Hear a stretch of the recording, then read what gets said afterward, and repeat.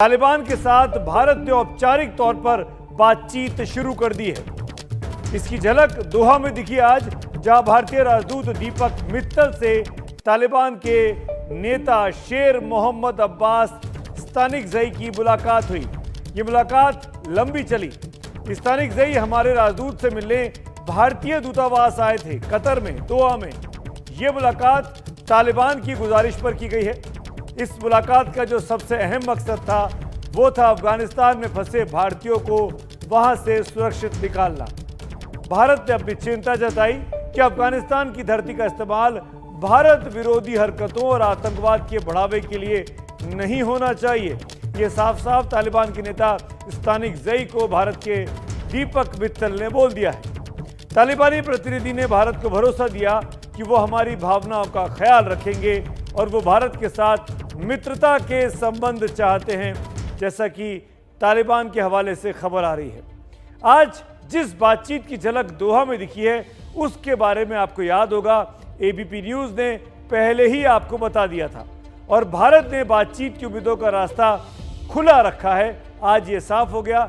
ABP news सबसे पहले इस खबर के बारे में आपको जानकारी दे चुका है।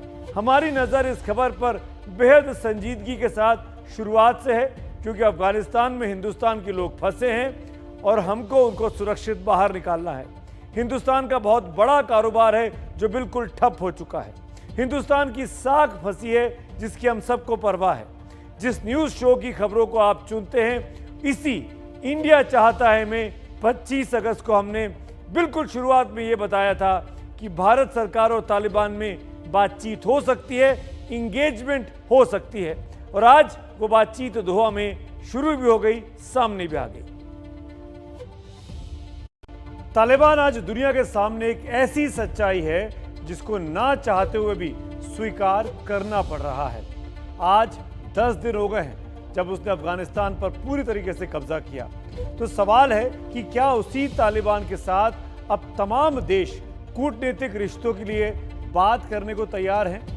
हिंदुस्तान भी अब ये इशारा कर रहा है कि वो तालिबान से बात कर सकता है, लेकिन वो बात सशर्त होगी, यानी शर्तों के साथ होगी, भारत के हित की ही बात होगी। तो जैसा कि मेरे रिपोर्टर्स आशीष कुमार सिंह और प्रणय उपाध्याय ने स्टोरी फाइल की थी पिछले हफ्ते, लगभग उसी रास्ते पर अब भारत सरकार आगे बढ़ रही है और तालिबान के साथ उतना संबंध जरूर रखना चाहती है जिससे कि जरूरत पड़ने पर शांति बहाली की प्रक्रिया को तेज किया जा सके। शेर मोहम्मद अब्बास स्तानिकज़ई यही वो शख्स हैं जो आज दोहा में भारत के जो राजदूत हैं दीपक मित्तल से मिलने पहुंचे थे। ये तालिबान के पॉलिटिकल सेल के सर्वे सर्वा हैं। राजनीतिक संबंध बनाना इन्हीं का काम है, इन्हीं के सुपुर्द किया गया है। इनके बारे में आपको बताते हैं। स्तानिकज़ई पर तालिबान की छवि को सुधारने की जिम्मेदारी दी गई है और ये जिम्मेदारी भी है कि पड़ोसी देशों से रिश्तों को वो बेहतर बनाए। आज उन्होंने भारतीय राजदूत से मुलाकात की, लेकिन स्तानिकज़ई पहले से भारत के साथ बेहतर रिश्तों की दुहाई देते रहे जब से तालिबान ने काबुल पर कब्जा किया है। शेर मोहम्मद अब्बास स्तानिकज़ई का हिंदुस्तान से एक लंबा नाता भी रहा है। 1980 के दशक में इंडियन मिलिट्री एकेडमी में स्तानिकज़ई ने ट्रेनिंग की थी। स्तानिकज़ई उनको उनके भारतीय दोस्त शेरू के नाम से जानते हैं, बुलाते हैं, क्योंकि उनका नाम शेर मोहम्मद अब्बासी स्तानिकज़ई है। उस वक्त स्तानिकज़ई अफगानिस्तानी सेना के अफसर थे जो आईएमए में ट्रेनिंग के लिए हिंदुस्तान आए थे, लेकिन बाद में अफगानिस्तान की फौज छोड़कर स्तानिकज़ई तालिबानी हो गए, तालिबान में शामिल हो गए। 1996 से 2001 तक तालिबानी राज में वो अफगानिस्तान के उप विदेश मंत्री भी रहे हैं, यानी एक अहम पद भी वो संभाल चुके हैं। 15 अगस्त के बाद से स्तानिकज़ई लगातार पड़ोसी देशों से संबंध सुधारने की बात कर रहे हैं। स्तानिकज़ई तालिबान के चेहरे हैं, भारत के साथ दोस्ताना संबंध चाहते हैं, लेकिन तालिबान का इतिहास भी हमको याद रखना होगा। इसीलिए हम कहते हैं कि तालिबान की बातों पर यकीन करना बेहद मुश्किल है। इसकी झलक आज ही दिख गई। उधर अमेरिका का आखिरी फौजी काबुल से अपने देश के लिए वापस जाता है, उड़ान भरता है। इधर तालिबान का आतंकी चेहरा फिर सामने आने लगता है। मेरे सहयोगी प्रणय उपाध्याय की ये एक्सक्लूसिव रिपोर्ट। ये गोलियों की आवाज नहीं, चेतावनी है। ये जश्न नहीं, मुसीबत की आहट है। ये तालिबान का शक्ति प्रदर्शन है। इसका साफ मतलब है Taliban returns. Major general Chris Donahue की ये तस्वीर इतिहास के पन्नों में दर्ज हो गई है, क्योंकि वो अफगानिस्तान छोड़ने वाले आखिरी अमेरिकी सैनिक बन गए। ये तस्वीर अमेरिकी हार के प्रतीक के तौर पर जिंदा रहेगी। इतिहास में दर्ज रहेगा कि अमेरिका को डेडलाइन से 20 घंटे पहले ही भागना पड़ा। अमेरिका भागा और तालिबान ने एयरपोर्ट पर कंट्रोल लेकर रात को ही जश्न मनाया। दिन में भी एक के बाद एक वीडियो जारी कर संदेश दिया गया कि अब एयरपोर्ट ही नहीं, पूरा अफगानिस्तान उसके कब्जे में है। एयरपोर्ट पर अमेरिका का छोड़ा हुआ साजो सामान, गाड़ियां, मिलिट्री वाहन और यहां तक कि हवाई जहाज भी दिख रहे हैं। अब इन सब पर तालिबानियों का कब्जा है। तालिबानी लड़ाके इन सब का निरीक्षण करते हुए नजर आए। हालांकि अमेरिका का दावा है कि उसने जाने से पहले इन गाड़ियों और विमानों के अहम हिस्सों को नष्ट कर दिया है। आतंकी हक्कानी नेटवर्क को बनाने वाले जलालुद्दीन हक्कानी का बेटा अनस हक्कानी भी एयरपोर्ट पर नजर आया। अमेरिका ने अपने सैनिक भी हटाए और अपने दूतावास को भी कतर ले गया। अमेरिका तो गया, लेकिन अब तालिबान क्या कर रहा है? अफगानी झंडा उठाने वालों को पीट रहा है, एयरपोर्ट पर सख्ती के नाम पर सिर फोड़ रहा है, विरोध करने वालों की छाती पर चढ़ रहा है तालिबान। दूसरे समुदायों के लोगों को मौत के घाट उतार रहा है तालिबान। हाल ही में आई खबर के मुताबिक अफगानिस्तान के दायकुंदी प्रांत के खदीर जिले में तालिबान के लड़ाकों ने 14 हज़ारा नागरिकों को मौत के घाट उतार दिया। हज़ारा समुदाय ही नहीं, ताजिक मूल के लोग भी तालिबान की ज्यादतियों से परेशान हैं। इन तमाम खबरों में ये साफ नजर आता है कि उदारता की बातें करने वाला तालिबान का जमीन पर चेहरा कितना खूंखार है। तालिबान का दावा है कि वो बदल गया है, सबको साथ लेकर चलना चाहता है। लेकिन 1996 में जब तालिबान के हाथ में सत्ता आई थी, तब उसने पूर्व राष्ट्रपति नजीबुल्लाह और उनके भाई को शहर के बीचों बीच सरेआम फांसी पर लटका दिया था। शरिया के नाम पर सड़कों पर खुलेआम कत्लेआम किया गया। अफगानिस्तान में तालिबान का खौफ लगातार बढ़ता चला जा रहा है, क्योंकि शरिया के नाम पर एक बार फिर पुरुषों के दाढ़ी काटने पर प्रतिबंध लगा दिया गया है। पिछली बार तालिबान जब सत्ता में थे तो पुरुषों को दाढ़ी काटने पर कोड़ों की सजा दी जाती थी। इस बार सजा क्या होगी ये कोई नहीं जानता। महिलाओं के लिए हिजाब फिर से अनिवार्य कर दिया गया है। पहले हिजाब न पहनने पर कोड़े से लेकर गोली तक की सजा मिल सकती थी। मारा था क्योंकि मैं प्रेग्नेंट थी, उल्टी कर रही थी, तो उसने इस तरह क्यों कहते कि क्यों अपना बुर्का उतारा, तुमने चेहरा दिखाया। साल 1999 में गाजी स्पोर्ट्स स्टेडियम में दिन दहाड़े 30,000 दर्शकों के सामने एक अफगानी महिला को तालिबानियों ने मार डाला था। तालिबानी खुद ही पुलिस थे और खुद ही अदालत। बीबी आयशा नाम की एक अफगानी लड़की शादी में हिंसा से परेशान होकर घर से भागी तो तालिबान ने उसके नाक और कान काट लिए। टेलीविजन, सिनेमा, संगीत ये सब अपराध बन गए। यहाँ तक कि 10 साल से बड़ी लड़की का पढ़ाई करना भी अपराध हुआ करता था। यही डर दुनिया को फिर से सता रहा है। अमेरिका के जाने के बाद अब तालिबान आजाद है। अगर वो पुरानी हरकतें ही करता है तो तय है कि भारत ही नहीं, अमेरिका और सबसे बढ़कर अफगानिस्तान के लोगों के लिए मुसीबतों का नया दौर शुरू होने वाला है। संवाददाता प्रणय उपाध्याय की रिपोर्ट। दुनिया के सबसे ताकतवर मुल्क अमेरिका की गद देखिए। वो तालिबान को हटाने आया था, हराने आया था।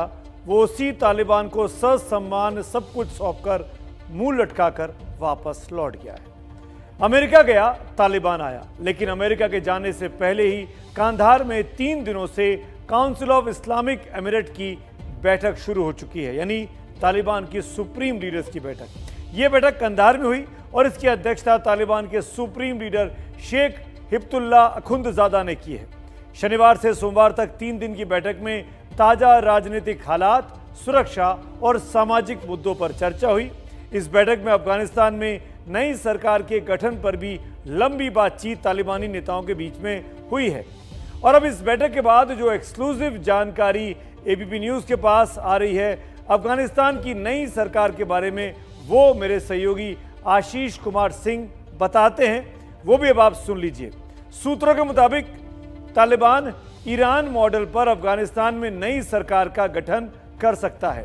तालिबान सरकार में एक सुप्रीम लीडर होगा और उसके अधीन सुप्रीम काउंसिल का गठन किया जा सकता है। ऐसा ही कुछ ईरान में भी है। सूत्रों के मुताबिक हिब्तुल्लाह अखुंदजादा तालिबान सरकार के सुप्रीम लीडर हो सकते हैं। मुल्ला बरादर या मुल्ला याकूब को अफगानिस्तान का नया प्रधानमंत्री बनाया जा सकता है। मुल्ला याकूब, आपको बता दें, मुल्ला उमर जो खतरनाक आतंकी था उसका बेटा है। सरकार चलाने के लिए एक सुप्रीम काउंसिल का गठन किया जाएगा, जिसमें 11 से 70 सदस्य तक हो सकते हैं। अफगानिस्तान के सारे फैसले लेने का अधिकार इसी काउंसिल के पास ही होगा। सूत्रों के मुताबिक सुप्रीम लीडर अखुंदजादा कंधार में ही रहेंगे और प्रधानमंत्री और सरकार के बाकी मंत्री काबुल से सरकार चलाएंगे।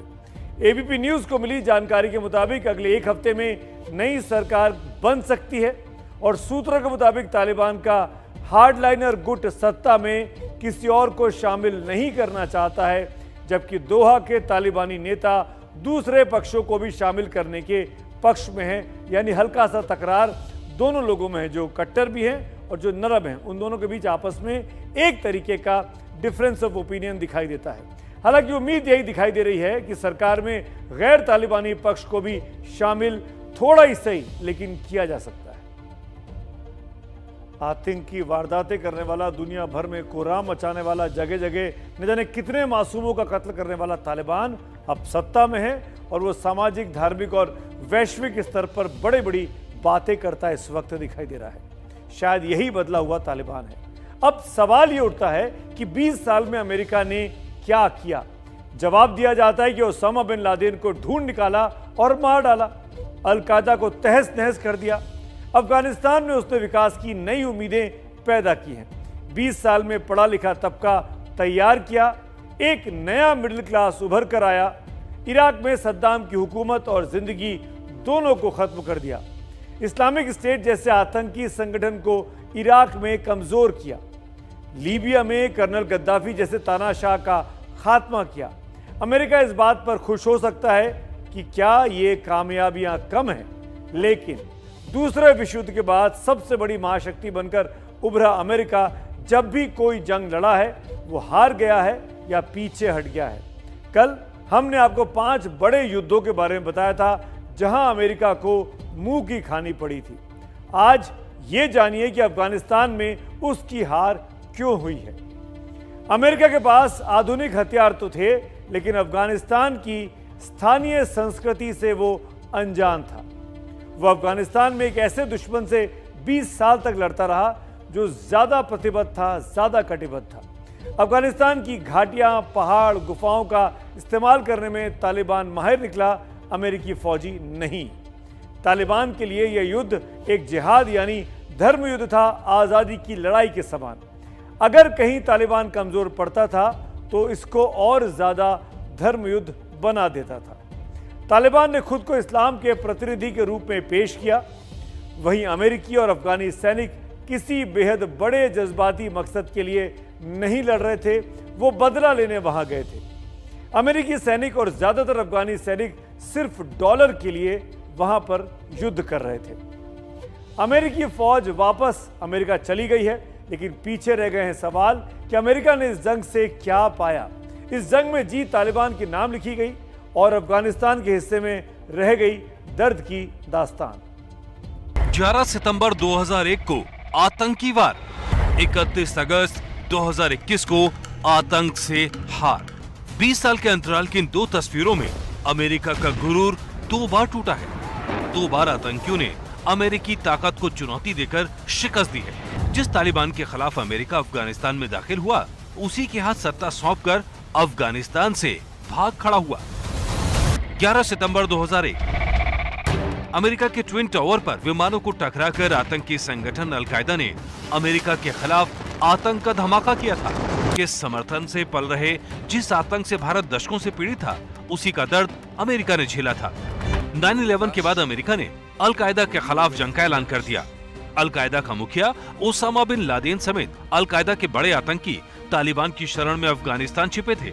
इसीलिए अफगानिस्तान में तालिबान के खिलाफ जंग छेड़ दी गई। तकरीबन 20 साल बाद अमेरिका जब अफगानिस्तान से लौटा तो उसके हाथ खाली थे। काबुल एयरपोर्ट पर मारे गए 13 जवानों का दर्द ही नहीं, बल्कि 20 साल में अमेरिका ने अफगानिस्तान में बहुत कुछ खो दिया। अमेरिकी जवान मारे गए 2461, अमेरिकी ठेकेदार मारे गए 3846, अफगानी सुरक्षा बल मारे गए 66,000, नेटो के जवान मारे गए 1144, अफगान नागरिक मारे गए 48,000 और तालिबानी लड़ाके मारे गए 51,191। ये देखिए, ये तालिबान के वो लड़ाके हैं जो अमेरिकी गाड़ियों में लदकर, अमेरिकी वर्दियों को पहनकर, अमेरिकी हथियारों को हाथ में लेकर अमेरिका के बनाए एयरपोर्ट पर पहुंचे और अमेरिका को अफगानिस्तान से भगाने का जश्न मनाया। इतना ही नहीं, अमेरिका ने जिस ओसामा बिन लादेन को मारने के लिए हमला किया था, वो अफगानिस्तान में नहीं पाकिस्तान में मारा गया। यानी आतंक की जड़ें पाकिस्तान में थी और अमेरिका अफगानिस्तान में खोजता रह गया। ये वही पाकिस्तान है जो तालिबान को खत्म करने के लिए अमेरिका से मदद लेता रहा और उसी पैसे से तालिबान को अमेरिका से लड़ने के लिए हथियार देता रहा। इतना ही नहीं, अब भी पाकिस्तान अमेरिका को धमका रहा है, अगर तालिबान को मान्यता ना दी तो 9/11 जैसा हमला फिर से हो सकता है। देखिए, जो उन्हें कहना था उन्हीं ने कह दिया। अब बाद में उन्हीं ने वापस ले लिया अपना स्टेटमेंट, वो अलग बात है, लेकिन उनके जो दिल की मंशा थी वो उन्हीं ने साफ कर दिया, बता दिया कि 9/11 भी पॉसिबल है। एक थ्रेट था, उन्हीं ने दे दिया अमेरिका को कि तुम जल्दी से रिकॉग्नाइज़ करो। लेकिन इस तरह के थ्रेट अमेरिका पे तो मैं नहीं समझता कि कारगर होंगे या कुछ। अमेरिका अपने हिसाब से रिकॉग्नाइज करना होगा जब उसको रिकॉग्नाइज करना होगा। यानी 20 साल बाद भी 9/11 का खौफ अमेरिका के सर पर नाच रहा है और अमेरिका बेबसी के साथ अफगानिस्तान से भाग चुका है। महाशक्ति की इससे बड़ी बेबसी और कोई नहीं हो सकती। आज ये मन करता है कि कहें कि लौट के अमेरिका घर को गए।